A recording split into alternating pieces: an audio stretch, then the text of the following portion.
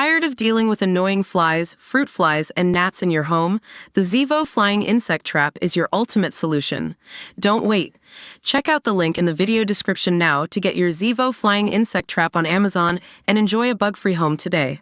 Melania Trump, in a bright red skirt suit, joined her husband Donald Trump in signing the paperwork for him to become the Republican presidential nominee.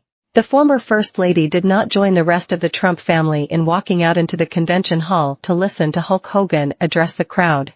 Ivanka Trump, Don Jr., Tiffany, and Eric were all with their father in the main box in the convention hall.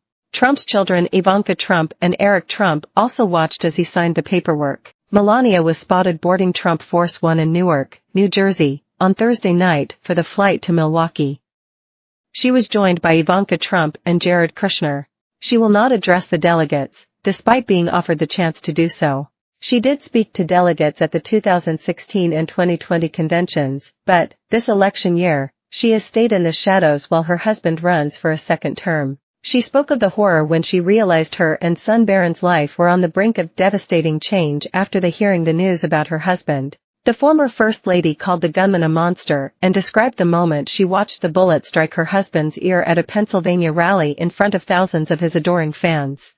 A monster who recognized my husband as an inhuman political machine attempted to wring out Donald's passion, his laughter, ingenuity, love of music, and inspiration, Melania said in an emotional statement on X on Sunday morning. When I watched that violent bullet strike my husband, Donald, I realized my life, and Barron's life, were on the brink of devastating change. I am grateful to the brave Secret Service agents and law enforcement officials who risked their own lives to protect my husband. She called for people to reunite and said she is thinking of her fellow Americans. This morning, ascend above the hate, the vitriol, and the simple-minded ideas that ignite violence, her statement continued. The winds of change have arrived. For those of you who cry in support, I thank you. I commend those of you who have reached out beyond the political divide. Thank you for remembering that every single politician is a man or a woman with a loving family. There was no sign of Barron Trump. The former president's youngest son attended his first political rally in early July, the week before the assassination attempt on his father. There he stood up and waved to the crowd, garnering massive cheers. His father's faithful. The 18-year-old graduated from high school in May and is expected to attend college in the fall. His graduation was the last time Donald and Melania Trump were seen in public together. Earlier this summer, Barron Trump declined Florida's offer to be a delegate to the Republican National Convention this summer. A week after the state announced the 18-year-old would represent it at Donald Trump's nomination, Melania Trump's office announced Barron had prior commitments. While Barron is honored to have been chosen as a delegate by the Florida Republican Party, he regretfully declines to participate due to prior commitments, the office of Melania Trump said.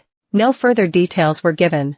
Meanwhile, Melania Trump has appeared publicly with her husband for campaign events just 3 times. His campaign kickoff in November 2022 at their Mar-a-Lago home, in March when she accompanied her husband to vote in the Florida presidential primary, and in April when she appeared at his side at a high-dollar fundraiser in Palm Beach. In March, as she walked into the polling place, Melania was asked then if she would join the former president on the campaign trail. Her response, "Stay tuned." Melania Trump notably skipped the first presidential debate in Atlanta.